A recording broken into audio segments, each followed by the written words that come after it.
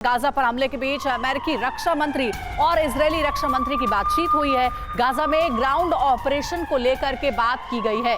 Lloyd Austin और Yoav Gallant ने युद्ध के हालात पर चर्चा की। नागरिकों की सुरक्षा का ख्याल रखा जाए। अमेरिका ने कहा मानवीय मदद में भी बाधा ना हो।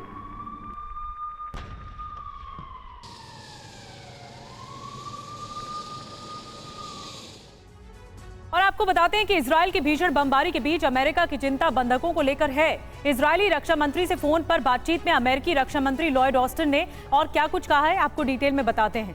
अमेरिका को बंधकों की चिंता है और इसीलिए ये बातचीत हुई है। इजरायली रक्षा मंत्री से बंधकों की रिहाई को लेकर अमेरिका ने बात की है। सभी बंधकों की रिहाई पर भी फोकस करने की जरूरत है, ये लॉयड ऑस्टिन ने कहा। अभी तक 2 अमेरिकी और 2 इजरायली बंधक हमास के कब्जे से रिहा हुए हैं। बाकी बंधकों की रिहाई न होने से इजराइल अमेरिका के लोगों में भारी नाराजगी है, क्योंकि सबसे बड़ा मोटिव तो यही है कि बंधकों को कैसे छुड़ाएं। अमेरिका ने ऑपरेशन के दौरान बंधकों की सुरक्षा का ख्याल रखने को कहा है।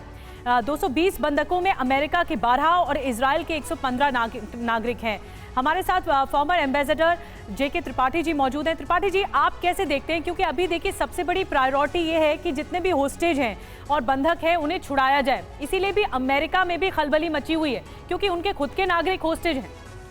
देखिए, अमेरिका की ये नीति रही है कि कहीं भी विश्व में अगर उसका किसी भी एक नागरिक पर भी अगर खतरा आता है तो अमेरिकी तुरंत उसकी सहायता के लिए दौड़ पड़ते हैं। और अब जब अगले साल इलेक्शन है अमेरिका में, और अब जबकि ये अच्छी तरह से अमेरिकन सिटीजन्स जानते हैं और वो बार बार ये कहते हैं कि अमेरिकन सोल्जर्स और Americans are not meant to be return in body bags, तो वहाँ पर एक ये हो जाता है कि अमेरिकन्स की रिहाई जो है वो सबसे बड़ी प्राथमिकता हो जाती है। और इसीलिए अमेरिकी और इजरायली रक्षा मंत्री में बात हुई है।